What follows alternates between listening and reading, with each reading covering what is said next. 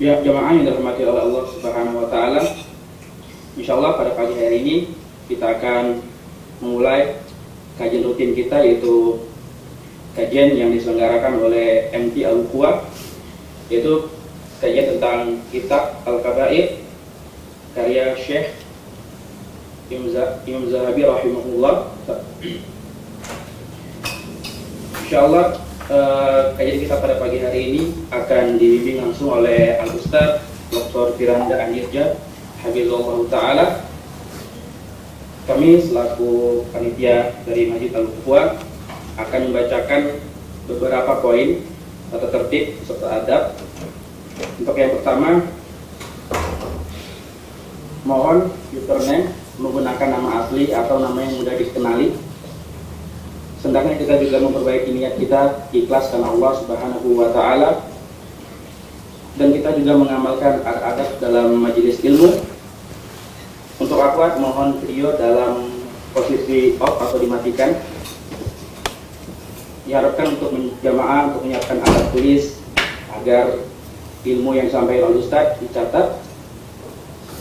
Saat memasuki kajian, harap mic-nya di mute, dan pada akhir sesi kajian jemaah dipersilakan untuk memberikan pertanyaan itu melalui admin. Insyaallah nanti ana akan bacakan pertanyaan dari para jemaah semua. Syukran, jazakumullah khairan, selamat untuk ilmu. Untuk Ustaz, atau cepat kami persilakan. Kami dapat bersyukur.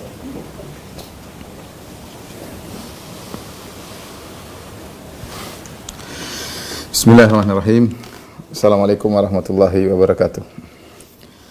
Alhamdulillahi ala ihsani wa syukru lahu ala taufiqihi wa amtinani. Wa asyhadu an la ilaha illallah wahdahu la syarika lahu ta'ziman li sya'ni. Wa asyhadu anna Muhammadan abduhu wa rasuluh. Suaranya masih komit.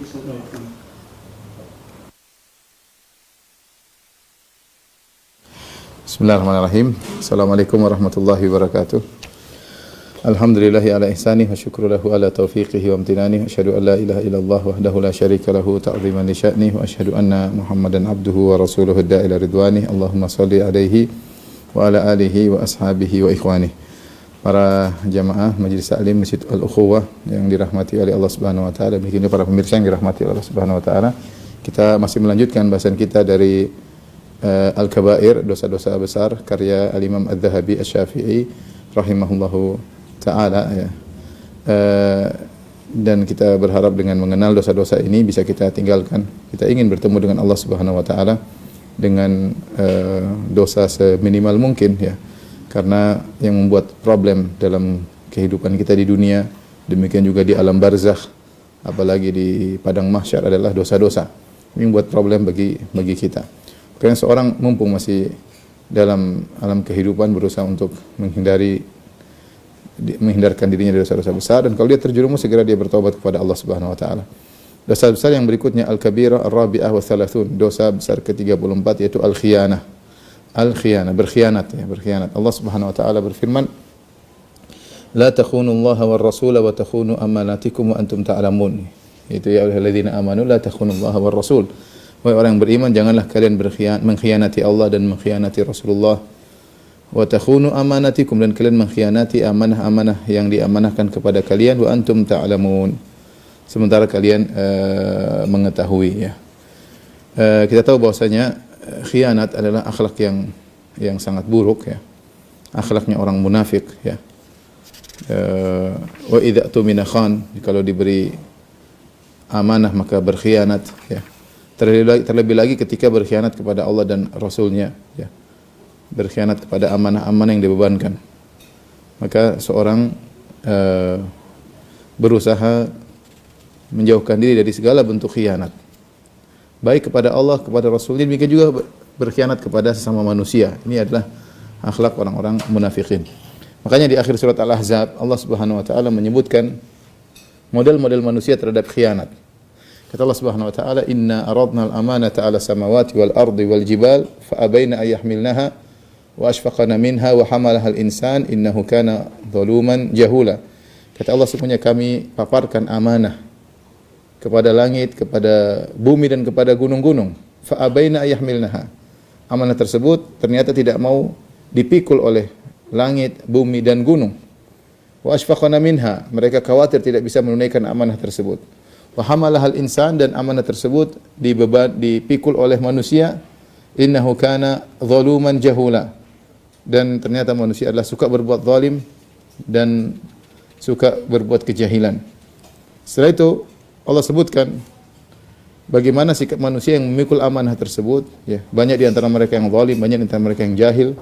Tapi ada di antara mereka yang menjalankan amanah tersebut. Kata Allah setelah itu, liyu'adziballahu al-munafiqina wal munafiqat wal musyrikin wal musyrikat wa yatuballahu 'alal mu'minina wal mu'minat. Agar Allah mengazab orang-orang munafik, lelaki munafik maupun para wanita munafiqat, wal musyrikin wal musyrikat, kemudian juga para laki musyrik dan para wanita musyrikah, yang di mana mereka tidak menjalankan amanah yang Allah bebankan kepada mereka. Wa yatuballahu 'alal mu'minina wal mu'minat, dan Allah ya menerima taubat kepada orang-orang beriman dan juga kepada wanita-wanita mukminah. Di sini Allah sebutkan 3 model manusia dalam menghadapi amanah. Ya, yang pertama adalah orang-orang munafikin dan munafiqat yang mereka adalah seakan-akan menjalankan amanah dari sisi zahir, tapi dalam hati mereka berkhianat kepada Allah dan Rasulnya. Orang-orang munafik, zahirnya seakan-akan Islam, seakan-akan menjalankan amanah, tapi batinnya berkhianat. Yang model kedua adalah orang-orang musyrikin, musyrikat, yang mereka berkhianat kepada Allah zahir maupun batin. Orang-orang beriman yang model ketiga, ya, mereka adalah orang menjalankan amanah zahir maupun batin. Zahir maupun batin menjalankan amanah yang dibebankan oleh Allah Subhanahu wa taala. Inilah 3 model manusia dalam menjalankan amanah yang Allah bebankan. Nah, seorang mukmin menjauhkan dirinya dari segala bentuk khianat, ya. Dalam ayat yang lain Allah Subhanahu wa taala berfirman, "Wa annallaha la yahdi kaidal khainin." Sungguhnya Allah tidak akan beri petunjuk, ya, kepada kaidal khainin, tipuan orang-orang berkhianat. Orang yang berkhianat kelihatannya dia akan menang, kelihatannya dia akan berhasil, ya, dengan berkhianat, tapi ujungnya dia akan celaka. Dia akan celaka karena Allah la yahdi kaidal khainin. Allah tidak akan meluruskan tipuan orang-orang pengkhianat, ya. Meskipun seakan-akan di awalnya dia berhasil, ujungnya dia akan binasa. Kalau dia tidak binasa di dunia, dia akan binasa di akhirat, ya. Demikian juga dalam hadis Rasulullah SAW ingatkan, la imana liman la amanata lahu. Kata Nabi SAW, tidak ada iman bagi orang yang tidak memiliki amanah. Wala dina liman la ahda lahu. Tidak ada agama bagi orang yang tidak ada ahadnya kepadanya, ya. Perhatikan di sini Rasulullah mengatakan la imana liman la amanata lahu. Ya, tidak ada iman bagi orang yang tidak amanah, ya. Tidaklah Nabi menafikan iman, dan ini banyak dalam hadis-hadis Nabi. Nabi mengatakan tidak ada iman, tidak ada iman, tidak ada iman, kecuali bagi orang yang meninggalkan suatu kewajiban. Makanya dia mengatakan la imana liman la amanata lahu, tidak ada iman bagi orang yang tidak punya amanah. Berarti orang yang meninggalkan amanah disifati tidak beriman. Berarti amanah, menunaikan amanah adalah kewajiban. Karenanya sikap khianat adalah dosa besar. Sikap khianat adalah dosa besar. Baik berkhianat kepada Allah dan Rasulnya, ya. Allah kasih kita amanah banyak sekali. Amanah agama, amanah istri, amanah anak-anak, ya. Amanah orang tua, ya. Banyak harus kita tunaikan amanahnya, ya. Yang Nabi pernah mengatakan kullukum ra'in wa kullukum mas'ulun an ra'iyatihi. Setiap kalian adalah pemimpin dan kalian akan diminta pertanggungjawaban atas yang kalian pimpin. Amanah, ya. Nabi bercerita tentang wanita, ya. Nabi mengatakan, ya, ittaqullaha fin nisa, ya, bertakwalah kalian kepada istri-istri kalian. Fa innakum akhadhtumuhunna bi amanatillah. Sungguhnya kalian telah mengambil istri kalian dengan amanah dari Allah. Ya, wastahlaltum furujahunna bi kalimatillah, dan kalian telah menghalalkan kemaluan mereka untuk digauli dengan kalimat Allah Subhanahu wa taala. Jadi intinya istri adalah amanah. Seorang dibebani oleh Allah untuk menunaikan amanah dari Allah Subhanahu wa taala. Agama amanah, istri adalah amanah, anak-anak amanah, orang tua amanah, ya. Ilmu yang Allah berikan adalah amanah, ya. Jabatan adalah amanah. Banyak sekali amanah. Yang sampai kita berkhianat, tidak menjalankan sebagaimana yang seharusnya. Dan orang yang tidak amanah, maka dia terjerumus dalam dosa besar, karena Nabi mengatakan la imana, tidak ada iman bagi orang yang tidak ada amanah. Artinya tidak ada iman bagi pengkhianat. Tidak ada iman bagi pengkhianat.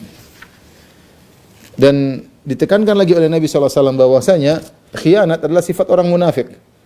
Kata Nabi sallallahu alaihi wasallam, ayatul munafik thalath. Ayatnya orang munafik ada 3. Tanda orang munafik ada 3. Idza haddatsa kadzaba, kalau dia berkata dia berdusta, wa idza wa'ada akhlafa, kalau dia janji dia menyelisihi, wa idza tumina khana, kalau dia diberi amanah dia berkhianat. Ya. Kalau dia diberi amanah dia berkhianat. Ini ciri orang munafik, ya. Ini ciri orang munafik. Bahkan begitu buruknya khianat, ya, sampai Nabi melarang kita berkhianat kepada orang berkhianat. Wala takhun man khanak. Kata Nabi, jangan kau berkhianat kepada orang yang mengkhianatimu, jangan. Jangan kita balas khianat dengan khianat, tidak boleh. Khianat tercela. Khianat itu tercela. Ya. Maka seorang menghadapi, kalau orang berkhianat dengan dia hadapi dengan yang benar, dengan cara yang baik. Jangan dia mengkhianati, balas berkhianat dengan berkhianat. Ya, seperti ada misalnya seorang temannya berkhianat, akhirnya berselingkuh dengan istrinya, ya, temannya berselingkuh, kemudian dia balas dia selingkuh dengan istri temannya, nggak boleh, ya. Namanya khianat dibalas dengan khianat, hukumnya haram. Wala takhun man khanak. Addil amanata ila ahliha, sampaikanlah amanah kepada pemiliknya. Wala takhun man khanak. Kata Nabi, jangan kau berkhianat kepada orang yang mengkhianatimu, karena khianat adalah akhlak yang tercela, akhlaknya orang munafik. Kemudian di akhir pembahasan ini kata Al-Imam Az-Zahabi rahimahullah taala, al-khiyanatu fi kulli syai'in qabihah. Khianat dalam segala urusan adalah perkara yang buruk. Wa ba'dhuha syarrun min ba'd, dan perkaranya sebagian lebih buruk daripada yang lainnya. Jadi maksudnya dia ingin jelaskan khianat bertingkat-tingkat. Ya, khianat di rumah beda dengan khianat tatkala seorang memiliki wewenang, berkhianat beda lagi. Berkhianat kita memiliki kekuasaan semakin besar, berkhianat ketika seorang diberi urusan agama dia berkhianat, ya. Urusannya banyak. Semakin yang dia khianati semakin banyak, semakin berat urusannya, semakin berat dosanya. Walaysa man khanaka fi filsin kaman khanaka fi ahlik. Tidak sama orang yang berkhianat kepadamu dalam urusan harta, kau kongsi kerja sama dia, tahu-tahu dia berkhianat, banyak terjadi dia berkhianat. Ternyata main belakang. Kongsi padahal tadinya kerja bareng-bareng, modal bareng-bareng, ternyata teman ini, rekan ini ternyata berkhianat. Dia main kong kali kong di belakang, atau ada yang dia sembunyikan, atau dia ngambil keuntungan sendiri, atau dia buat channel sendiri tanpa pemberitahuan dari temannya karena tidak ada pengawasan, dia berkhianat. Dia berkhianat. Ini berkhianat dalam masalah duit. Tidak sama kata Imam Zahabi rahimahullah taala, kaman khanaka fi ahlik. Seperti orang berkhianat berkaitan dengan istrimu. Ya, ini lebih parah lagi. Teman dekat, bareng-bareng, tahu-tahu selingkuh dengan teman sendiri. Waliyadzubillah, terjadi. Ya, 2 sahabat bersahabat, ya, keluarga 2 sahabat, kemudian istri juga bersahabat. Tahu-tahu, ya, terjadi selingkuh, akhirnya dia berkhianat, akhirnya istrinya cerai, nikah sama temannya, terjadi. Waliyadzubillah, yang namanya berkhianat kepada istri dia. Ini urusannya panjang di akhirat kelak, ya. Lebih parah daripada berkhianat masalah bisnis. Khianat berkaitan dengan istri lebih parah daripada khianat berkaitan dengan bisnis. Ya. Kaman wartakabal adhaim, ya, beda dengan kaman khanaka fi ahlika wa malika wartakabal adhaim, beda dengan orang yang hanya berkhianat dalam urusan duit, dengan orang berkhianat terhadap keluargamu, hartamu, dan melakukan perkara-perkara yang besar, mungkin berzina, mungkin apa, ya. Tentu itu lebih parah. Jadi khianat bertingkat-tingkat. Jadi intinya ikhwan, akhwat yang dirahmati Allah Subhanahu wa taala, kita dibebani oleh banyak amanah. Saya ingatkan kembali, kita sebagai kepala rumah tangga adalah amanah, wanita sebagai ibu rumah tangga adalah amanah, kita sebagai anak adalah amanah, kita sebagai orang tua adalah amanah, kita sebagai ustadz adalah amanah, kita memiliki ilmu adalah amanah yang Allah bebankan, ilmu ini harus ditunaikan. Kita sebagai misalnya pejabat adalah amanah dan akan diminta pertanggungjawaban. Sebagai penguasa adalah apa? Amanah. Kita sebagai dijuluki orang, sebagian orang diangkat oleh orang sebagai ulama, itulah amanah, dia harus menyampaikan ilmu dengan yang seharusnya, ya. Ini semua akan diminta pertanggungjawaban oleh Allah Subhanahu wa taala. Kita sebagai tetangga adalah amanah, ya. Sebagai tetangga adalah amanah, ya. Makanya dalam hadis bahwasanya di antara dosa-dosa besar yang paling besar adalah antuzaniya halilat jarik, engkau berzina dengan istri tetanggamu. Karena tetangga biasanya kalau pergi, dia suruh kita melihat keluarganya, amanah, tolong jaga keluargaku. Ini bukan dijaga, malah dikerjain, malah digauli. Maka dosanya tidak sama dengan khianat-khianat yang lain. Jadi khianat bertingkat-tingkat ya. Taib, dosa besar berikutnya al-kabir al-khamisa wa thalathun, dosa besar ke-35, at-ta'allum lidunya wa kitmanul ilm, menuntut ilmu karena dunia dan juga menyembunyikan ilmu ya. Menuntut ilmu karena dunia dan juga menyembunyikan ilmu ya. Allah Subhanahu wa taala ini dua ini sebenarnya dua dosa besar. Menuntut ilmu karena dunia ini dosa besar tersendiri, menyembunyikan ilmu juga dosa besar tersendiri. Di sini Al-Imam Zahabi menggabungkan dua besar tersebut dalam satu poin. Menuntut ilmu karena dunia dan menyembunyikan ilmu. Karena ada, wallahu alam sepertinya ada keterkaitan. Karena betapa banyak kalau orang sudah cari dunia, dia harus menyembunyikan ilmunya. Yang haram dia harus bilang halal, itu banyak ya. Jadi sebenarnya dua hal yang berbeda. Menyembunyikan ilmu dengan mencari ilmu karena dunia dengan menyembunyikan ilmu. Ini dua hal yang berbeda, tapi dikaitkan oleh Imam Zahabi rahimahullah. Di antaranya banyak orang yang tatkala menuntut ilmu karena cari dunia, berdakwah karena cari dunia, berfatwa karena cari dunia, membuat dia berkonsekuensi harus menyembunyikan sebagian ilmu agar dia selamat, agar dia dipuji, agar dia disanjung, agar dia mendapatkan dunia ya. Sehingga keterkaitan antara satu dengan yang dua dosa besar ini saling keterkaitan. Allah Subhanahu wa taala berfirman, "Innama yakhsyallaha min ibadihi al-ulama."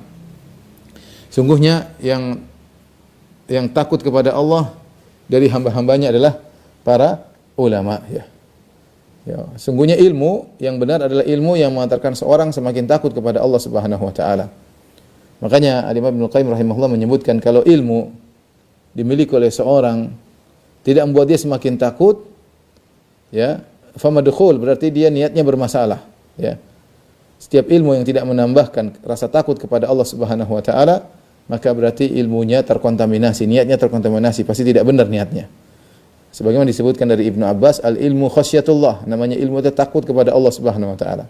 Tujuan kita belajar ni apa? Kita belajar fikih, kita belajar akidah, kita belajar hadis, kita belajar dosa-dosa besar agar kita takut kepada Allah. Yang ketakutan tersebut akan buat kita berhati-hati, buat kita semangat beribadah, buat kita menjaga pandangan, menjaga pendengaran, menjaga lisan, ya. Tetapi ketika kita punya ilmu, ngaji sana, ngaji sini, ya, khatam buku ini, hafal matan ini, matan anu, tapi tidak membuat kita dekat kepada Allah, tidak membuat kita semakin takut kepada Allah, berarti niat kita bermasalah. Sebagaimana dijelaskan oleh Ibnu Qayyim, setiap ilmu yang tidak menambah ketakwaan kepada Allah famadkhul, berarti niat orangnya ada terkontaminasi dengan niat yang tidak beres, ya. Dia tidak beres, entah dia mencari dunia, entah dia mencari sanjungan, entah dia mencari pengakuan dan lain-lain, ya.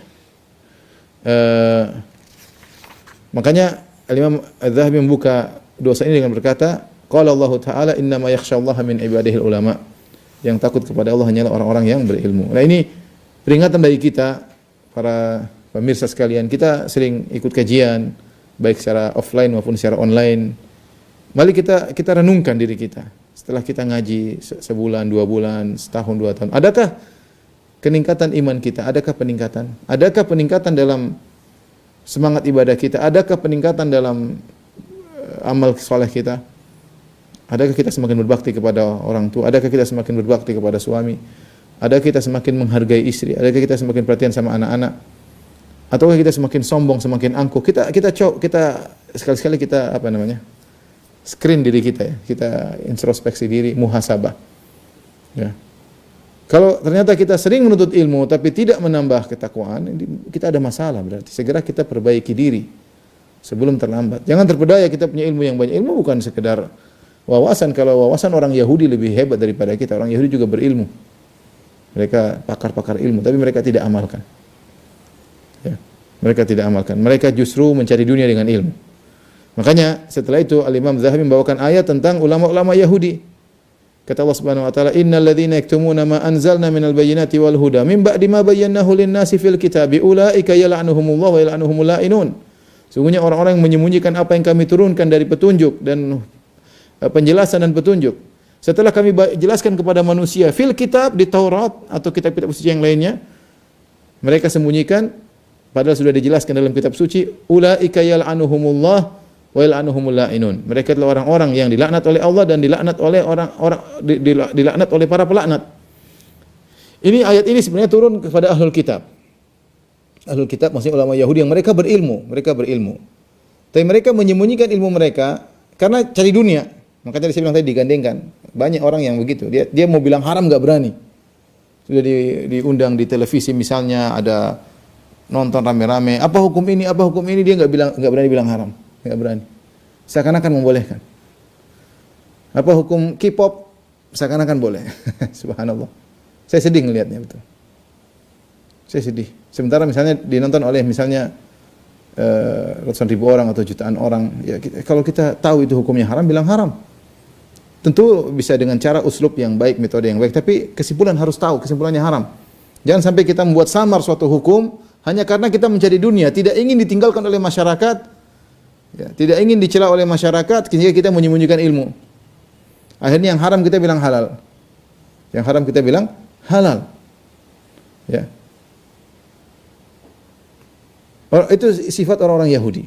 Orang Yahudi dilaknat oleh Allah dan dilaknat oleh para pelaknat, malaikat juga melaknat, semua yang bisa melaknat mereka.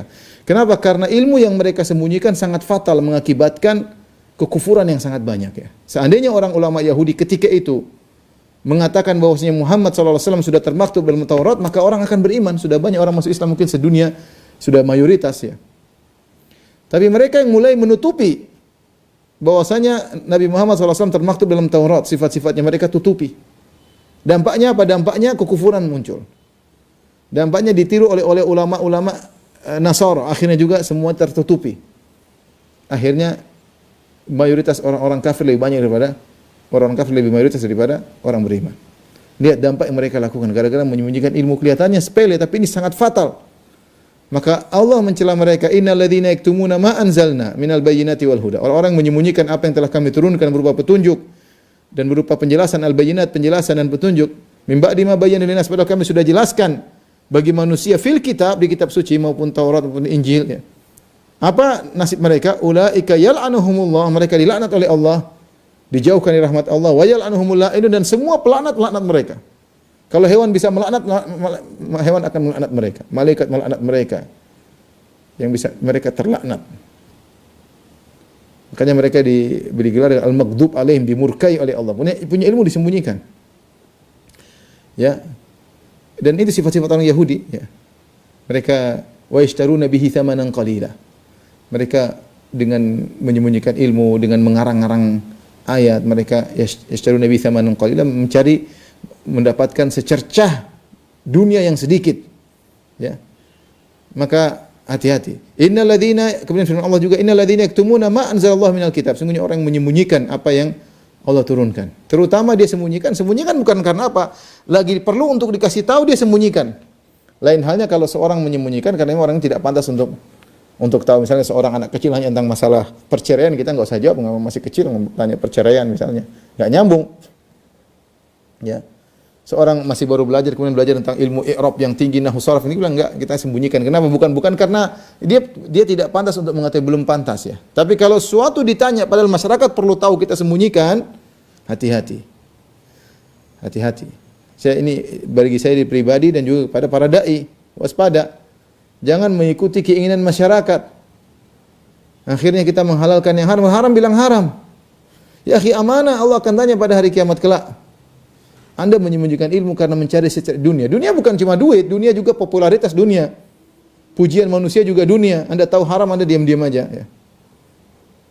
Anda ditanya, Anda seakan-akan mengesankan boleh. Tidak boleh.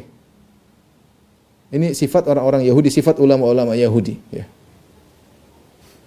Allah juga berfirman, wa idh akhadallahu mitsaqal ladzina utul kitaba la tubayyinunnahu lin-nas wa la taktumunahu fanabadhuhu wara'a dhuhurihim.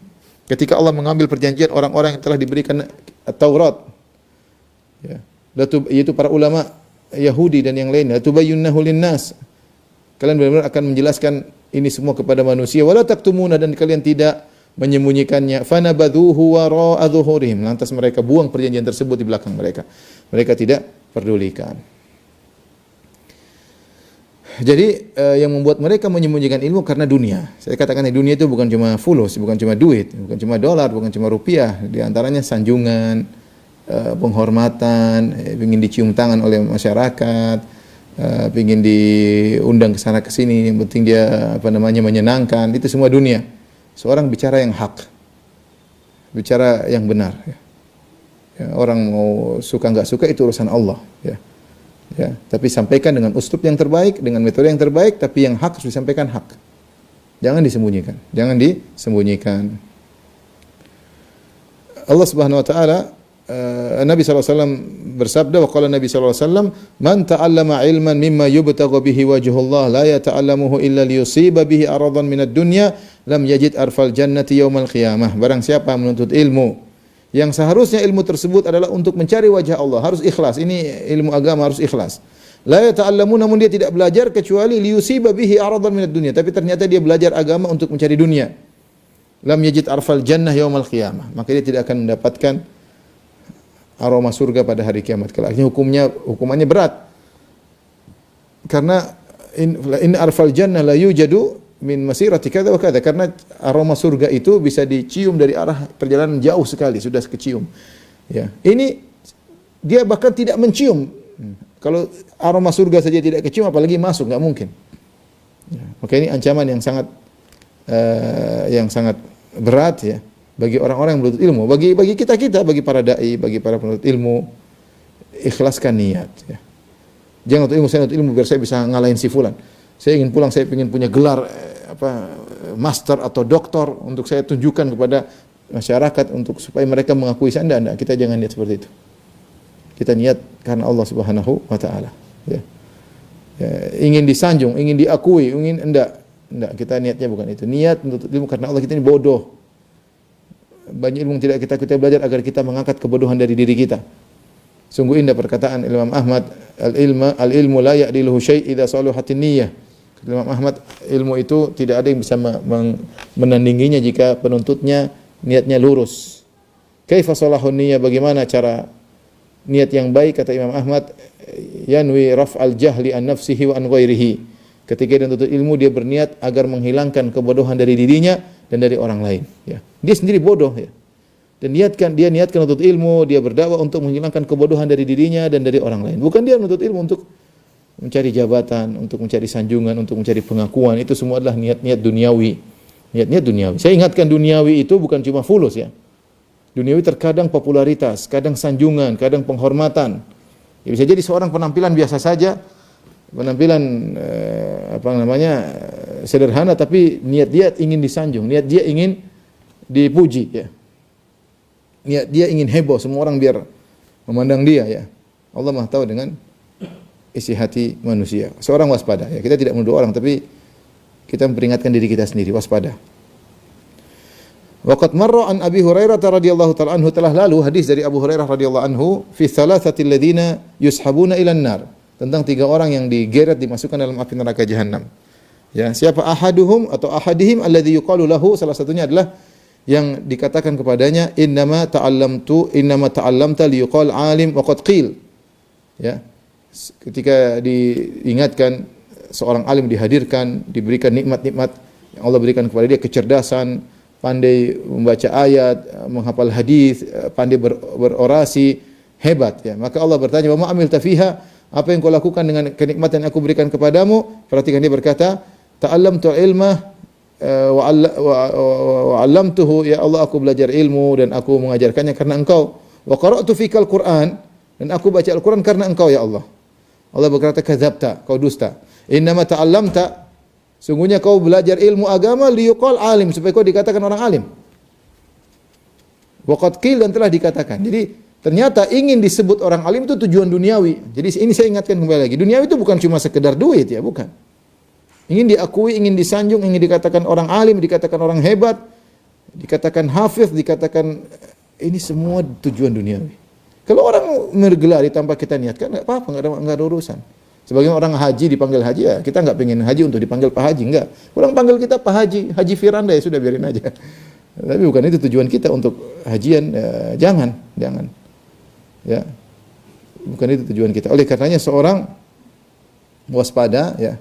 apapun yang sudah dia raih, apapun yang sudah dia hafal, apapun gelar yang dia telah dia raih, dia harus niatkan bahwa niatnya dia melakukan ini semua karena Allah Subhanahu wa taala. Ya. Jadikanlah ilmu yang telah dia raih, gelar yang dia telah raih adalah untuk membantu berdakwah di jalan Allah, bukan untuk mengangkat dirinya atau di dunia untuk yang dia dapatkan. Taib wa an Yahya bin Ayyub an Ibni Jurayj an Abi Zubair an Jabir marfu'an, dari Jabir bin Abdullah secara marfu' itu sampai kepada Nabi sallallahu alaihi wasallam. Rasulullah SAW bersabda, qala la tata'allamul ilma litubahu bihil ulama. Ya. Jangan kalian belajar ilmu untuk bisa menyaingi para ulama, dibangga-banggaan di hadapan para ulama, bangga-banggaan ya. Sebagian orang terkadang dia menguasai suatu perkara, kemudian dia detail-detail, kemudian dia bangga-banggaan ngomong di hadapan ulama supaya dia diakui bahwasanya dia orang hebat. Ya, sudah dia siapkan ya. Yang ngomong lain dia enggak bisa, cuma dia sudah disiapkan seakan-akan kemudian dia paling hebat dalam masalah itu ya. Hati-hati ya untuk disejajarkan dengan para ulama. Au tumaru bihi sufaha, atau dalam rangka untuk berdebat dengan orang bodoh, sing bodoh-bodohin orang. Jika dia belajar ilmu supaya bodoh semua. Goblok, enggak punya ilmu, enggak. Kalau tujuannya itu maka celaka dia. Ya. Walitahayyazu bihi al-majalis ya. Di antara tafsirannya adalah itu agar orang-orang ketika disebutkan maknanya adalah litatamakanu bihi fi qulubin nas, atau litakunu sadran lil majalis, yaitu supaya kalau dia ngomong semua orang perhatian sama dia. Tujuannya itu loh ya. Dalam riwayat yang lain, yasrifu bihi wujuhan nas, agar dia orang-orang semua nengok kepada dia. Dengan banyaknya followers, dengan banyaknya yang like, dia senang sengaja memang, sehingga dia atur sebagaimana dia menunjukkan dirinya hebat, tidak niatnya itu masalahnya ya. Kita ingat, saya tidak menuduh orang punya followers banyak berarti enggak. Maksud saya jangan sampai kita seperti itu. Karena Allah Maha tahu. Dan ingat, ketika niat kita agar diperhatikan oleh orang, agar disanjung, Allah kasih. Tapi ketika orang-orang menyanjung kita, orang-orang memuji kita, bukan berarti kita benar. Tadi kata Allah, walakin ta'allamta liyuqal annaka alim, tapi kau belajar ilmu supaya kau dikatakan alim, muqaddaqil, dan telah dikatakan tujuanmu supaya dipuji sebagai orang alim terkabulkan. Tapi itu tidak menandakan bahwasanya Allah meridhoimu, tidak menandakan sama sekali. Betapa banyak orang dicintai oleh banyak orang, followersnya banyak. Ternyata tidak diridhoi oleh Allah Subhanahu wa taala. Banyaknya followers dan ini tidak menunjukkan sesuatu. Ya. Maka di sini walitahayyazu bihi al-majalis, agar ketika di majelis dia yang jadi pusat perhatian, orang semua memandang dia. Faman fa'ala dzalika fannarun nar, barang siapa yang melakukannya bagi dia neraka.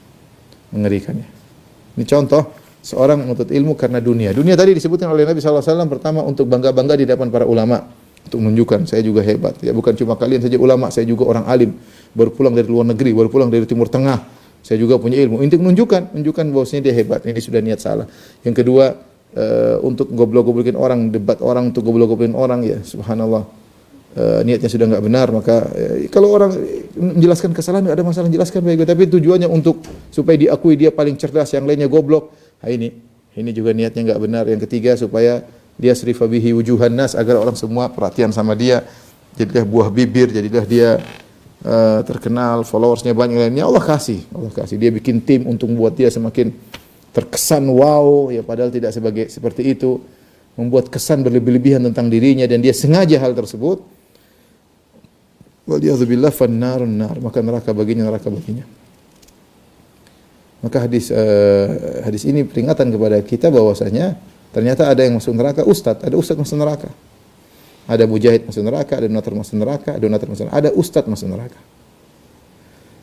Yang tadi niatnya enggak beres. Riwayat yang lain, warawa Ishaq bin Yahya bin Talha an Abdullah bin Ka'ab bin Malik an abihi anin Nabi sallallahu alaihi wasallam, Nabi sallallahu alaihi wasallam beliau bersabda, man ibtagal ilma liyubahiya bihil ulama, siapa yang menuntut ilmu dalam rangka untuk bangga-banggaan di depan para ulama, untuk menunjukkan dirinya, au yumariya bihi sufaha, dalam rangka untuk mendebat orang-orang bodoh, au tuqbila afidatun nasi ilai, agar hati-hati orang semua terfokus kepada dia, fa ilan nar, maka menuju neraka. Dalam wa fi lafdhin, dalam riwayat yang lain, adkhalahullahu nar, Allah masukkan dalam neraka jahanam, ya. Akhrajahu Tirmidzi, ini riwayat Tirmidzi, lakin Ishaq wahin, kan tapi perawinya Ishaq bin Yahya adalah perawi yang lemah. Tapi sudah datang tadi riwayat-riwayat yang lain. Ini semua nuntut ilmu karena niat dunia. Kemudian hadis yang lain dibawakan oleh Az-Zahabi, qala Nabi sallallahu alaihi wasallam, Nabi sallallahu alaihi wasallam bersabda, "Man su'ila an ilmin fakatamahu." Siapa nuntut ilmu kemudian dia sembunyikan ilmunya, uljima yaumal qiyamah bilijamin min nar. Maka dia akan dikekang dengan lijam itu alat kekang dari api di neraka jahanam. Kita tahu hewan kan ada alat kekangnya supaya bisa dibawa, supaya bisa diarahkan kekang hewan. Di mulutnya bisa taruh di sini. Tapi terbuat dari kulit atau terbuat dari kain ya. Itu hewan. Kalau orang alim yang menyembunyikan ilmunya karena dunia ya, tidak ingin dicela, karena tetap menjaga keutuhan jumlah followers misalnya, ya karena banyak hal yang dia ya semuanya karena dunia. Karena dunia. Dia tahu ini hak, ini batil, dia tahu, tapi dia muter supaya dia bela kebatilan. Atau sudah terlanjur dia omongkan, dia bela mati-matian, sudah terlanjur keluar dari mulutnya. Dia dapat ilmu setelah itu, dia simpan, dia sembunyikan. Apa yang terjadi? Allah akan mengekang dia, tapi bukan dari kain, bukan dari kulit, dari api. Al-jaza' min jinsil amal, balasan sesuai dengan perbuatan. Mulutnya yang dia tutup karena dunia, nanti akan ditutup oleh Allah dengan api. Dengan api. Saya ingatkan kembali lagi. Dunia bukan duit saja, duitnya popularitas, pengakuan, pujian, sanjungan. Dalam hadis yang lain yang mirip juga, wa qala Abdullah bin Ayyash Al-Kitbani an abihi an Abi Abdurrahman Al-Hubulli an Abdullah bin Amr bin As radhiyallahu anhuma anna Rasulullah sallallahu alaihi wasallam qala, Rasulullah SAW bersabda, "Man katama ilman aljamahullahu yaumal qiyamati bilijamin min nar." Siapa yang menyembunyikan ilmu, Allah akan mengekang mulutnya pada hari kiamat dengan api neraka. Qala al-Hakim ala syartihima wa la a'lamu lahu illah. Kata Al-Hakim setelah meriwayatkan hadis ini sesuai dengan kriteria Sahih Bukhari dan Sahih Muslim, dan aku tidak tahu ada penyakit dalam hadis ini. Hadisnya disahihkan oleh Al-Hakim. Oleh karenanya di antara doa Nabi sallallahu alaihi wasallam, qala Nabi sallallahu alaihi wasallam, "Allahumma inni a'udzubika min ilmin la yanfa." Ya Allah, aku berlindung kepada Engkau dari ilmu yang tidak bermanfaat. Ilmu yang bermanfaat maksudnya apa? Ilmu yang mendekatkan kita kepada Allah. Kita mohon kepada Allah Subhanahu wa taala ilmu yang mendekatkan kita kepada Allah, bukan ilmu yang buat kita semakin angkuh, semakin sombong, semakin mencari dunia, semakin merendahkan orang lain. Bukan ilmu itu yang kita cari. Kalau Anda menuntut ilmu itu berhenti, enggak usah jadi penuntut ilmu. Mending jadi orang awam. Mending jadi awam, tidak tahu ilmu, enggak ada masalah. Ya. Allahumma inni a'udzubika min ilmin la yanfa. Kita hafal doa tersebut. Allahumma inni a'udzubika min ilmin la yanfa. Hadis riwayat Muslim. Ya Allah, aku berlindung kepada Engkau dari ilmu yang tidak bermanfaat. Ilmu banyak. Ada ilmu yang wawasan, contoh ilmu tidak bermanfaat, contohnya misalnya berita-berita di medsos banyak sekali tidak ada manfaatnya. Sampah wawasan. Ya, tahu sebentar 5 menit sudah berubah, hoax macam-macam, itu buang aja, enggak ada faedahnya. Tidak membuat Anda menjadi lebih pandai dalam berfikir, enggak. Carut marut dalam benak kita ini sehingga terlalu banyak maklumat, ya terlalu banyak wawasan dalam hati kita sehingga wawasan yang benar malah mental, enggak bisa masuk. Itu ilmu tidak bermanfaat. Di antara ilmu tidak bermanfaat, ilmunya sudah benar, ilmu syar'i tapi tidak membuat takwa kepada Allah. Ilmunya sudah benar tapi malah salah niat menjadi lebih sombong. Untuk bangga-banggaan, untuk menggoblok-goblokkan orang, untuk merendahkan orang lain. Enggak. Sebagian orang, apa cuma bisa ngajar Al-Fatihah? Ada omongan seperti itu. Belajar enggak cuma bisa ngajar Al-Fatihah. Dia bilang, kenapa kau mesti hina orang? Orang bisa ngajarin alif bata, biarin. Anda bisa ngajar mungkin ilmu-ilmu tinggi, bukan berarti Anda merendahkan yang lain. Ilmu yang Anda miliki bukan untuk merendahkan orang lain. Ya, biar dia punya kemampuan segitu, ya kita bersyukur kepada Allah. Ada yang ngajarin seperti itu. Ya. Allah berikan kita kelebihan bukan untuk merendahkan orang, tapi untuk kita syukuri dan mengakui kemampuan orang lain, ya. Menghargai jerih payah orang lain. Ya. Jangan sampai kita ilmu yang menjauhkan kita dari Allah Subhanahu wa taala. Ani Nabi sallallahu alaihi wasallam hadis yang lain, "Man ta'allama ilman li ghairillah aw arada bihi ghairallah falyatabawa maq'adahu minan nar." Hasanahu Tirmidzi. Kata Imam Zahabi rahimahullah taala, siapa menuntut ilmu bukan karena Allah Subhanahu wa taala atau dia mencari ilmu tersebut untuk mencari selain Allah, itu tidak ikhlas, falyatabawa maq'adahu minan nar, maka siapkanlah kaplingnya, tempat duduknya di neraka. Hasanahu Tirmidzi. Hadis dihasankan oleh Imam Tirmidzi. Wan Ibnu Mas'ud radhiyallahu anhu, Ibnu Mas'ud berkata radhiyallahu anhu, qala man ta'allama ilman lam ya'mal bihi lam yazidil ilmu illa kibran. Perhatikan. Kata Ibnu Mas'ud, siapa yang menuntut ilmu dan dia tidak mengerjakannya, tidak mengamalkannya, maka ilmunya tidak menambahkan baginya kecuali kesombongan. Ini sepertinya adalah hal yang dilihat oleh Ibnu Mas'ud, pengalaman yang dilihat oleh Ibnu Mas'ud. Orang kalau menuntut ilmu hanya sekedar wawasan, pengin tahu, ya, hanya sekedar menambah, saya punya gudang maklumat, database-nya semakin banyak, tapi dia tidak mengamalkannya, maka biasanya ilmu tersebut hanya membuat dia sombong aja. Karena ilmu itu dipuji oleh Allah karena ada buahnya. Buahnya adalah beramal. Oleh karena Asy-Syatibi rahimahullah dalam kitabnya Al-Muwafaqat menjelaskan hal ini, bahwasanya terlalu banyak dalil memuji ilmu. Dalil Al-Quran, dalil Sunnah banyak sekali. Kalau kita membawa tentang dalil tentang keutamaan ilmu banyak sekali. Tetapi beliau mengatakan yang dimaksud ilmu yang dipuji adalah ilmu yang berbuah amal. Karena ilmu yang tidak berbuah amal malah dicela seperti Yahudi. Mathalul ladzina hummilut Taurata tsumma lam yahmiluha kamathalil himari yahmil asfara. Seperti Yahudi, seperti orang himar yang mau membawa buku-buku yang banyak, dia tidak bisa mengambil manfaat, padahal banyak, database-nya banyak. Orang Yahudi gitu, database-nya banyak, tapi tidak diamalkan. Ada seorang mungkin hafal matan ini, hafal 30 juz, hafal berbagai macam qiraat, tapi tidak diamalkan, percuma, sama seperti Yahudi. Sama seperti Yahudi. Makanya ilmu disertai dengan amal, itulah yang mendekatkan seorang kepada Allah Subhanahu wa taala. Jika tidak, maka pengalaman menunjukkan orang yang memiliki wawasan ilmu yang banyak, database-nya banyak tentang ilmu, hanya membuat dia semakin sombong kalau tidak diamalkan. Kemudian Imam Adz-Dzahabi berkata, wa ruwiya an Abi Umamah Al-Bahili radhiyallahu anhu anin Nabi sallallahu alaihi wasallam, ya. Rasulullah SAW bersabda, yuja'u bil alim as-su' yaumal qiyamah fayukdhafu fi jahannam. Didatangkan seorang alim yang buruk, ini punya ilmu, alim buruk. Pada hari kiamat kelak, fayuqdhafu fi jahannam, dilemparkan di tengah neraka jahannam. Fayaduru bi qusbihi kama yaduru al-himaru birraha. Maka dia pun berputar-putar dengan tali isi perutnya, ususnya, dia berputar-putar di neraka. Putar dengan ususnya, diputar-putar. Kama yaduru al-himar birraha, seperti himar yang menggerakkan alat penggiling gandum. Jadi batu kalau mau menggiling gandum harus diputar. Diputarnya pakai himar. Putar ya. Dia muter-muter seperti himar, subhanallah. Tapi bukan tali yang dia putar, ususnya keluar. Kemudian dia seperti himar muter. Fayuqal ya waila, orang-orang penghuni neraka jahanam jadi heboh. Datang lihat dia. Celaka dia orang ini. Bima laqita hadza wa inna mahtadaina bika. Bagaimana kau bisa dapat dihukum seperti ini sementara kami dulu mendapat petunjuk karena engkau? Fayaqulu kuntu ukhalifukum ila ma anhakum an. Aku dahulu menyelisih kalian ya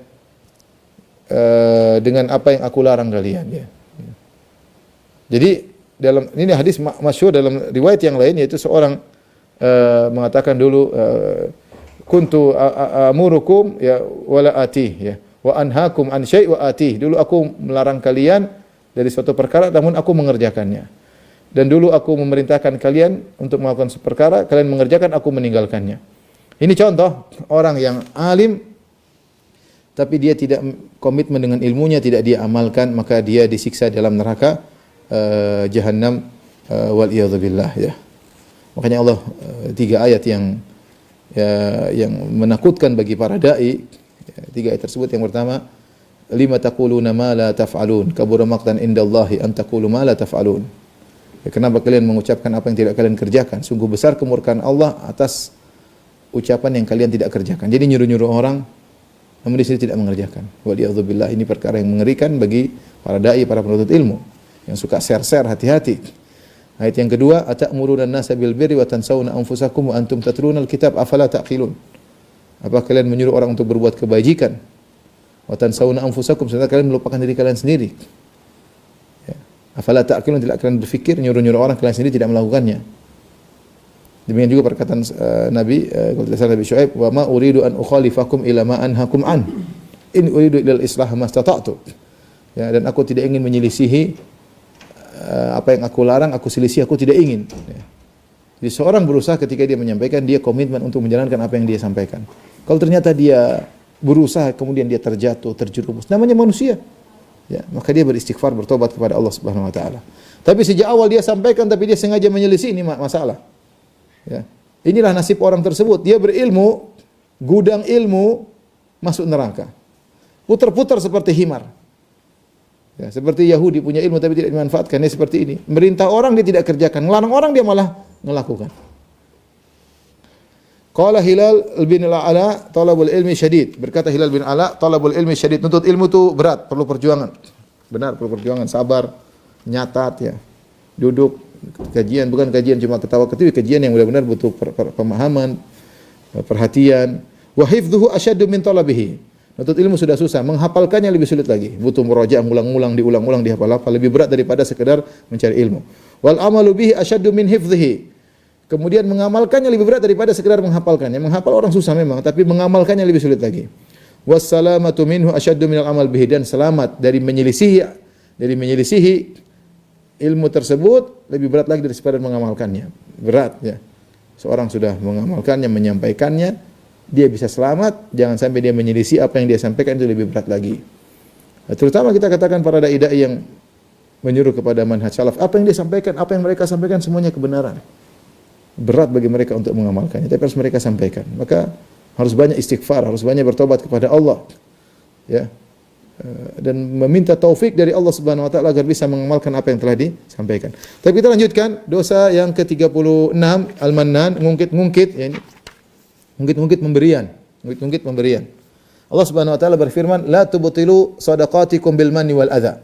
Janganlah kalian batalkan sedekah-sedekah kalian dengan al-man. Al-man itu ngungkit-ngungkit, merasa punya utang budi kepada orang, wal adza, dan menyakiti hati orang yang dia berikan. Al-man wal adza. Nanti akan kita jelaskan. Wa fil hadis sahih, dalam hadis yang sahih, salasatun la yukallimuhumullah, 3 orang yang Allah tidak bicara dengan mereka, wala yanzur ilaihim yaumal qiyamah, Allah tidak melihat mereka pada hari kiamat, wala yuzakim, Allah tidak mensucikan mereka, walahum adzabun alim, bagi mereka adab yang pedih. Al-musbil izarahu, yaitu seorang yang isbal, wal mannan, yaitu orang-orang yang mengungkit-ungkit kebaikannya, wal munafiq silatahu bil halifil kadzib, dan orang yang melariskan dagangannya dengan sumpah palsu. Ini 3 dosa besar. Yang isbal ya. Kemudian al-mannan yang mungkin pemberiannya, yang ketiga adalah yang sengaja sumpah palsu supaya dagangannya laris, dan ini orang seperti ini tidak akan diajak bicara oleh Allah pada hari kiamat kelak. Allah tidak akan memandangnya dan Allah tidak mensucikannya. Bagi mereka azab yang pedih, yang pedih ya. Kemudian juga dalam hadis Abu Umamah radhiyallahu anhu, qala Rasulullah sallallahu alaihi wasallam, "Thalathatun la yaqbalullahu minhum sarfan wala adlan." 3 orang yang Allah tidak terima amal mereka, amal wajib maupun amal sunnah. Aqun, yaitu orang yang durhaka kepada kedua orang tuanya, wa mannan, orang yang ungkit-ungkit amal salehnya, ungkit-ungkit sedekahnya kepada orang yang dia bantu, wa mukadzibun bil qadar, yang mendustakan takdir. Ini dosa, ungkit-ungkit pemberian, ini penyakit ya. Penyakit. Allah mengatakan qaulun ma'rufun khairun min shadaqatin yatba'uha adza. Perkataan yang baik dan memaafkan lebih baik daripada sedekah tapi disertai dengan menyakiti orang yang dia beri. Artinya apa? Kalau ada orang minta-minta sama kita, kita pelit nih. Kita enggak mau kasih. Ya sudah, kita tolak baik-baik. Mohon maaf, saya belum bisa, mohon maaf. Kata-kata mungkin dia bilang, kamu tuh kaya, masa enggak kasih saya? Kamu harta cuma 25%, masa enggak bisa kasih saya? Itu orang yang minta-minta terkadang tidak punya adab, minta sama kita enggak punya adab, menyakiti. Tapi kalau kita daripada kita beri, kita balas dengan keburukan, mending kita enggak usah kasih, tapi kita balas dengan memaafkan. Qaulun ma'ruf, kata-kata yang baik. Mohon maaf, saya belum bisa. Mudah-mudahan kesempatan yang lain.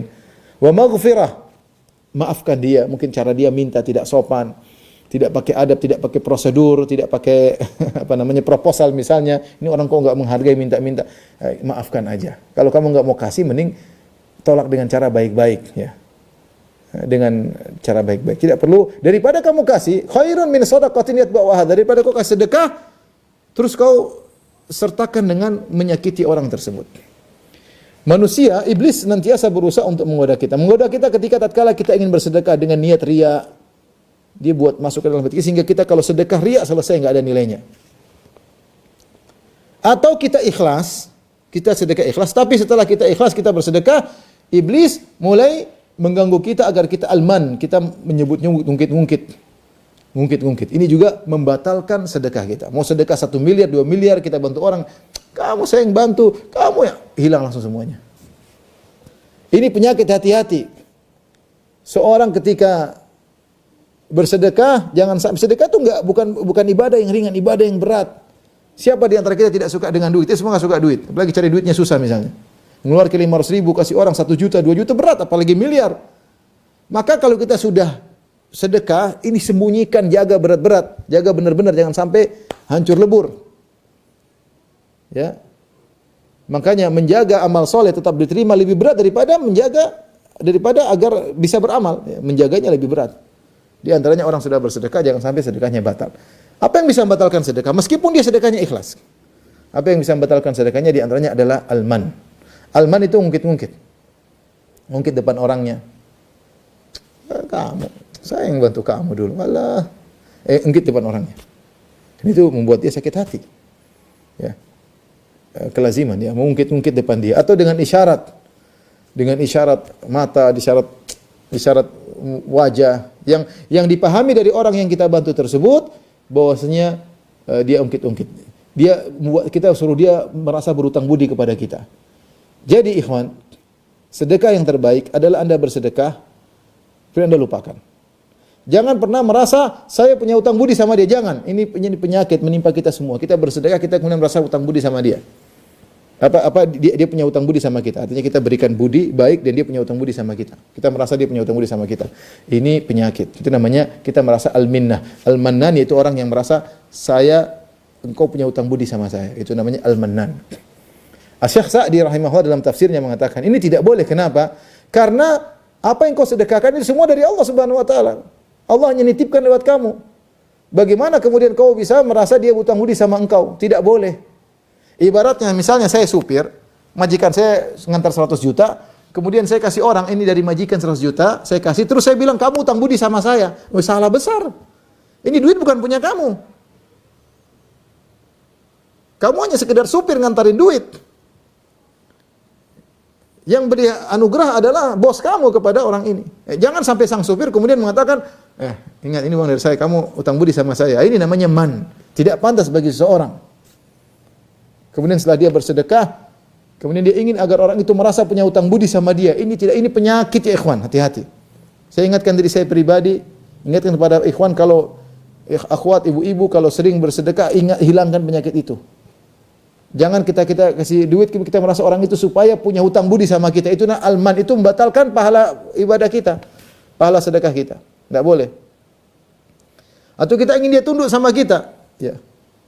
Kita ingin isti'bad al-qulub. Syekh Sa'di juga memang tidak boleh, karena isti'bad hanyalah hak Allah. Hanya hak Allah yang minta agar hambanya menjadi budak bagi Allah. Adapun kita ingin agar orang menjadi budak bagi kita, tunduk kepada kita, tidak boleh. Itu hanya hak Allah Subhanahu wa taala. Dan ikhwan ingat, ketika kita membantu orang miskin, tujuannya kita apa sih? Kenapa kita bantu dia? Kita bantu dia agar kita menjaga kemuliaannya. Agar kita menjaga harga dirinya, bukan untuk menyakiti dia, bukan untuk merendahkan dia. Kalau Anda niatnya untuk merendahkan dia, enggak usah sedekah sama dia, percuma. Anda kan tolong dia buat apa? Buat dia terjaga, agar dia tidak malu, agar dia tetap bisa menjaga harga dirinya. Ternyata Anda setelah bantu, Anda ungkit-ungkit. Ini banyak terjadi di keluarga. Bantu adiknya, bantu kakaknya, kemudian saya dulu kakak yang saya diungkit-ungkit, hati-hati, waliyadzubillah. Ya, pahala langsung hilang ketika itu. Langsung hilang. Waspada bagi orang-orang yang banyak bersedekah ya. Sampai sebagian ulama mengatakan kalau kamu sudah bantu orang, kalau kamu ketemu dia, kamu beri salam, assalamualaikum, kamu khawatir dia tersinggung atau enggak enak sama kamu, enggak usah kasih salam. Misalnya kita sudah bantu orang, kasih dia 500 ribu, kasih 1 juta. Kita katakan assalamualaikum. Kalau kamu rasa kalau kamu mengucapkan salam dia nanti merasa malu, merasa enggak enak, enggak usah salam sama dia. Khawatir kamu menyakiti dia, enggak usah. Kalau dia salamin ya Allah, oke lah. Oke lah. Maka seorang hati-hati dengan penyakit al-man wal adha. Syekh Utsaimin rahimahullah mengatakan al-man yaitu kau merasa dia punya utang budi sama kamu, wal adha itu kamu cerita di hadapan masyarakat. Kamu cerita saya yang bantu dia, saya yang telah membantu dia, saya yang menyelamatkan dia, dia tersakiti ketika mendengar tersebut, seakan-akan dia dihinakan. Itu langsung semua amal soleh gugur. Maka seorang yang terbaik adalah sedekah dan dia lupakan sedekah tersebut. Ini tingkatan pertama, dia lupakan sudah. Jangan merasa dia punya andil dalam situ. Dia ingin pahala dia selamat. Sedekah ini luar biasa. Kita selamatkan sedekah kita, ya. Jangan cerita-ceritain ke orang, jangan menyakiti hatinya, jangan dikasih sendiri-sendiran, jangan dengan malami hal wajah, dengan rona wajah menunjukkan dia tersinggung. Pokoknya jangan, semua hindari. Jangan dengan kata-kata, jangan dengan tulisan, ingat enggak kamu dulu, jangan. Itu menggugurkan amal ibadah kita. Makanya di antara dua orang yang kata Nabi SAW, dua orang yang patut untuk kita cemburui, ya, la hasada illa fitnatain, tidak ada hasad kecuali pada dua orang. Kita cemburu, kita ingin seperti mereka. Pertama, orang alim. Yang kedua, rajulun atahullahul mal wa huwa yusallituhu ala halakati fil haq. Seorang diberikan harta, kemudian dia yusallit, yaitu dia berusaha ala halakati untuk menghabiskan harta tersebut dalam kebenaran. Isyarat bahwasanya halakah itu artinya sirna. Dia ingin menyirnakan hartanya dalam kebaikan. Itu ketika dia menyumbangkan, bersedekah, dia merasa sudah hartanya hilang. Artinya dia lupakan, tidak usah dia ingat-ingat. Itu perlu perjuangan. Makanya kata Nabi, wa huwa yusallitu. Yusallitu ada usaha. Usaha agar uang yang sudah diberikan dia lupakan, enggak usah dia ingat. Itu adalah sedekah yang terbaik. Yang lebih baik daripada itu, ketika Anda bersedekah, Anda justru merasa Anda yang utang budi sama dia, bukan dia utang budi sama Anda. Kenapa? Dengan Anda bersedekah kepada orang ini, Anda dapat pahala. Artinya ada sarana untuk Anda beramal soleh. Ya, sama seperti guru, terkadang ada murid kita merasa kita yang berutang budi sama murid. Maka ada murid yang mau belajar dari kita. Kalau nggak ada yang belajar, kita nggak bisa ngajar. Ya, sekarang ada orang kita bisa bantu, alhamdulillah. Dengan kita bantu dia, kita dilapangkan rezeki oleh Allah Subhanahu wa taala di dunia, dipanjangkan umur oleh Allah Subhanahu wa taala. Apalagi kerabat yang kita bantu, justru kita merasa utang budi sama dia. Ini lebih baik lagi. Intinya jangan sampai ada alman wal adha. Jangan merasa kalau kita sudah bantu orang, kita merasa dia harus utang budi sama kita, dia harus tunduk sama kita. Jangan. Ini semua hanya membatalkan sedekah kita. Hati-hati kepada para donatur, kepada para muhsinin, kepada ikhwan akhwat yang memberi bantuan, jaga sedekah meskipun Anda ikhlas. Karena kalau alman wal adha setelah itu bisa menggugurkan amalan sedekah sebelumnya. Kata Allah Subhanahu wa taala dalam ayat ini, la tubtilu shadaqatikum bil manni wal adha kalladzi yunfiqu malahu ria'an nas. Ya. Wala yu'minu billahi wal yawmil akhir. Famathaluhu kamathali safwanin 'alaihi turab fa asabahu wabilun fatarakahu salda. Kata Allah, wahai orang beriman, jangan kalian batalkan sedekah kalian dengan alman wal adha. Kalian kalau sudah sedekah ikhlas, kemudian kalian batalkan dengan nyebut-nyebut, menyakiti orang yang kalian bantu, kalian singgung dia. Ini sama seperti orang yang riya. Padahal ini bukan riya, ini bukan dosa riya. Orang sedekah karena riya juga gugur, orang yang sedekah ikhlas tapi alman wal adha setelah itu juga gugur. Dan orang yang riya seperti apa? Kamathali safwanin 'alaihi turab, seperti batu yang licin, di atasnya ada tanah sedikit. Orang yang melihat batu licin tersebut ada tanahnya, dia menyangka ini masuk areal subur, mudah ditanam. Karena yang dilihat cuma tanah, dia tidak lihat di bawah tanah itu ternyata ada batu yang amlas, batu yang licin, yang tidak ada kehidupan di dalamnya sama sekali. Cuma di atasnya ada tanah. Sehingga ketika melihat tanah tersebut, dia menyangka tanah ini kalau ditaruh tanaman apapun segera tumbuh. Terpedaya, tiba-tiba fa asabahu wabil, tiba-tiba ditimpa dengan hujan yang sangat deras. Kemudian hilang semua tanah tersebut, tidak ada satu butir pun tersisa, yang nampak hanyalah batu yang licin, tidak ada apa-apa, tidak ada kehidupan sama sekali. Seperti itu orang riya, seperti orang yang sedekah dengan sertai dengan menyakiti. Dia menyangka bahwasanya amal dia akan banyak pahalanya, dia menyangka sedekah dia akan menolong dia di alam barzah, menolong dia di padang mahsyar, ternyata tidak ada. Kenapa? Karena dia setelah memberi bantuan dia menyakiti hati mereka. Ingat, menyakiti ini tidak mesti depan dia. Terkadang di belakang ngomong, dia itu sayang ini, dia itu sayang ini, dia. Ada orang punya penyakit seperti ini, sering ngungkit-ngungkit, saya yang bantu dia. Dia bangga, saya yang bantu dia, saya yang bantu sini, saya yang telah ini, saya yang dulu yang pernah ini, saya yang jadi pelopor, saya yang jadi ngomong melulu sana sini, menyakiti orang-orang yang dia bantu. Ini semua hilang pahalanya. Waliyahzubillah, demikian saja. Ikhwan dan akhwat yang dirahmati Allah Subhanahu wa taala, kalau ada yang bertanya saya persilakan. Ya.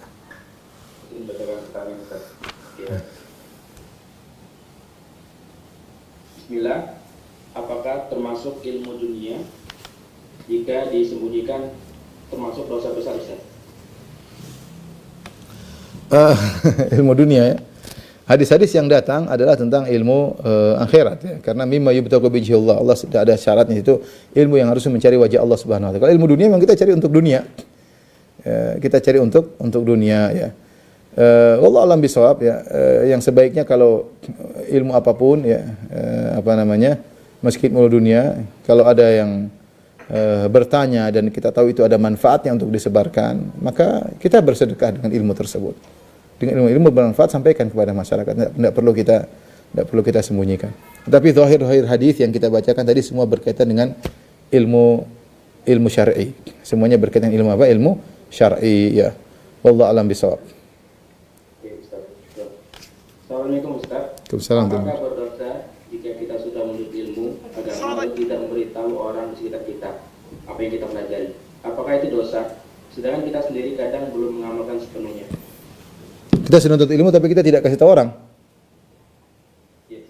Belum mengamalkan sepenuhnya. Kita Allah berfirman fattaqullaha mastata'tum. Tentunya tidak semua kita menuntut ilmu kita bisa ngerjain semua. Banyak ilmu yang kita pelajari, ilmu sedekah, ilmu salat malam, ilmu ini kita belum bisa mengerjakan. Tapi Allah Maha tahu, kita berusaha semaksimal mungkin. Ya, ilmu sedekah enggak punya duit ya. Ya mau belajar tentang ilmu tentang salat malam, ternyata tidak bisa salat malam. Kenapa? Karena kita begadang menuntut ilmu sehingga kita akhirnya salat sebelum tidur. Intinya Allah Maha tahu ya. Allah Maha tahu, seorang berusaha mengamalkan apa yang dia kerjakan, bukan sengaja meninggalkan. Tetapi ada aturan, Allah mengatakan fattaqullaha mastata'tum, bertakwalah semampumu. Nabi berkata, "Alaikum minal amali ma tutiqun." Hendaknya kalian melakukan amalan yang kalian mampu. Tapi bukan seorang sengaja untuk meninggalkan ilmu yang dia miliki. Dia berusaha mengamalkan semaksimal mungkin. Jika dia tidak mampu mengamalkan semuanya, ada uzur di hadapan Allah Subhanahu wa taala. Demikian juga kalau ternyata dia sudah menuntut ilmu, tidak perlu dia sampaikan orang saya sudah menuntut ilmu ya, siapa yang ada saatnya dia sampaikan, ada saatnya dia berdakwah, ada saatnya orang bertanya, kalau dia tahu dia jawab, kalau enggak usah jawab. Jadi tidak harus kalau kita menuntut ilmu kita kabarkan sama semua orang, harus kita. Jadi maksudnya dilarang disembunyikan itu adalah menyembunyikan ilmu jika diperlukan, itu tidak boleh. Kalau ternyata kita menyembunyikan ilmu karena memang belum saatnya disampaikan, atau orang yang mau bertanya tidak pantas untuk mengetahuinya, ini berarti ada alasan kita menyembunyikan ilmu. Tidak ada masalah ya. Seperti Nabi ketika menyampaikan kepada Mu'adz, Nabi mengatakan, la tubasyirhum, jangan sampaikan kepada mereka. Ada maslahat yang Nabi lihat. Nabi lihat. Tetapi yang dimaksud adalah, yang dilarang adalah menyembunyikan ilmu tatkala diperlukan untuk diketahui. Dia sengaja menyembunyikan, ini yang tercela. Allah alam bisawab. Baik, lanjutnya Ustaz. Apakah seorang ibu berdosa dan berkhianat apabila memberikan anak yang baru saja dilahirkan kepada orang lain dengan alasan ekonomi, yaitu tidak mempunyai biaya untuk mengasuhnya? Wallahu alam bisawab. Kita tidak bisa menuduh orang, tapi ibu itu tahu kondisi dia ya. Entah dia, Allah Maha tahu benar-benar dia tidak mampu untuk mengurusinya. Kalau memang dia tidak mampu ya apa boleh buat. Dia tidak mampu, tidak ada uang untuk dia saja makan susah, gimana dia ngurusi anak misalnya. Kalau jika dia sampai dalam kondisi seperti itu ya kita bilang dia punya uzur ya. Ya, tidak ada yang perhatikan dia. Seharusnya kita sama kaum muslimin saling bahu-membahu. Kita tahu ada ibu yang baru lahir kesulitan, harusnya kita kasih duit, kita kasih. Tapi kondisi tidak selalu seperti itu ya. Beda lain halnya kalau dia memberikan kepada orang agar dia lepas, wah ngurus anak susah, repot, udahlah kasih orang. Ini jelas pengkhianat. Tapi kalau benar-benar dia memang tidak mampu karena dia untuk makan saja susah ya, sehingga khawatir air susu tidak bisa keluar sehingga dia serahkan kepada orang misalnya, mudah-mudahan dia punya uzur. Punya uzur. Seharusnya keluarganya membantu dia, seharusnya tetangganya membantu dia sehingga tidak perlu dia nyerahkan anak dia kepada orang lain. Allah alam bisawab. Selanjutnya, apakah men-screenshot percakapan di grup WA lalu disampaikan ke atasan termasuk berkhianat dan berdosa, Ustaz? Iya, ini mungkin tidak boleh. Seorang kalau berbicara dengan dua orang dalam pembicaraan, apalagi terkesan itu adalah perkara yang dirahasiakan ya. Meskipun dia tidak bilang tolong rahasiakan. Kita tahu percakapan pribadi berdua beda dengan percakapan dalam grup ya. Kalau kita sudah merasa ini percakapan orang tidak ingin diumbar, maka jangan diumbar, jangan kita screenshot kemudian kita sebarkan. Kalau kita perlu minta izin, ya. Jika memang terkesan bahwa itu pembicaraan pribadi, ya, itu adalah pembicaraan pribadi, maka sebaiknya jangan kita sebarkan. Kita boleh menyebarkan kalau ada hal-hal tertentu, misalnya ada laporan tertentu berkaitan dengan kinerja yang kita memang sebagai pekerja ditugaskan oleh atasan untuk begini-begini atau ingin ada laporan. Tapi intinya jangan kita berkhianat lah. Ada kondisi kita bisa melaporkan dan banyak kondisi tidak perlu kita screenshot. Ya, ada kondisi kita tahu ini tidak jadi masalah, ini perkara yang wajar biasa. Kita screenshot orangnya tidak akan marah ya. Tapi hukum asal hendaknya kita minta izin. Hukum asal kita minta izin.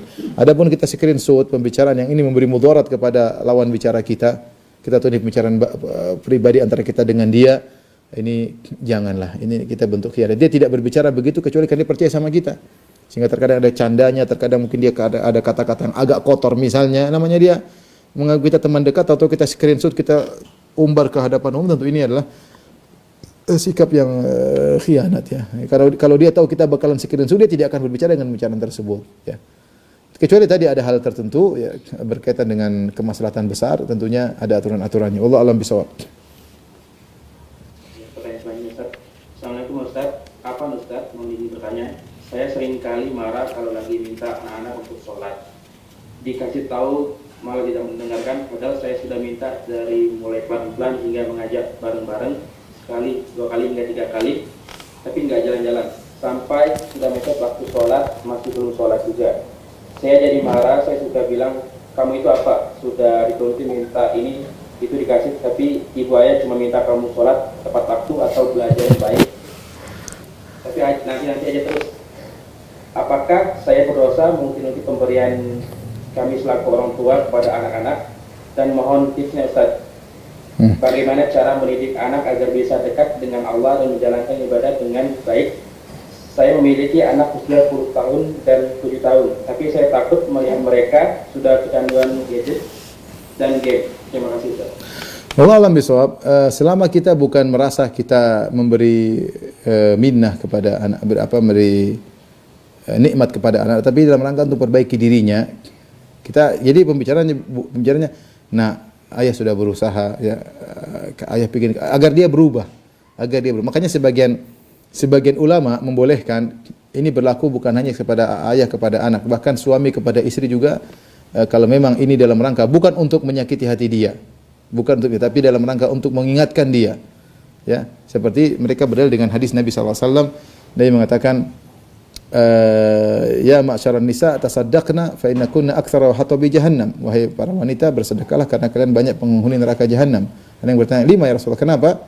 Li'annakunna takfurnal ashir, karena kalian tidak bersyukur kepada suami. Sehingga sebenarnya berpendapat boleh seorang mengingatkan istrinya dengan kebaikan dia lakukan, bukan untuk menyakiti hatinya, tapi dengan kata-kata, cara pembawaan yang baik agar dia tidak terjerumus dalam neraka jahanam. Ya, jangan sampai dia bersikap tidak bersyukur dengan pemberian suami. Ya. Tapi ini memang agak rawan ya, seorang kalau bisa menghindar, tapi kalau dia niatnya agar anaknya menjadi baik, bukan untuk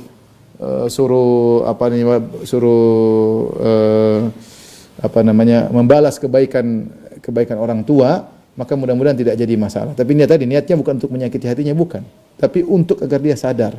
Ya. Tapi saya rasa ini hanya dilakukan antara orang tua dan anak, suami dan istri. Luar daripada itu jangan ya, karena antara anak dengan orang tua punya hubungan khusus ya, antara suami dan istri punya hubungan khusus. Adapun selain itu kepada kawan, kepada yang lain, jangan ya. Ya, apa yang sudah kita berikan sudah kita lupakan saja. Kalau kita mau nasihati dengan cara yang lain, jangan kaitkan dengan apa yang sudah kita berikan. Itu yang terbaik. Ya. Atau kita bilang, "Nak, kalau ada orang tua ya sudah, karena orang tua yang apa yang dia harapkan." Artinya kita bukan untuk menyakiti hatinya. Ya, tapi kita untuk agar dia sadar. Mudah-mudahan tidak jadi masalah. Wallahu a'lam bishawab. Demikian saja kajian yang bisa kita sampaikan. Kurang lebihnya saya mohon maaf. Insyaallah kita bertemu bulan depan. Wabillahi taufiq wal hidayah. Assalamualaikum warahmatullahi wabarakatuh.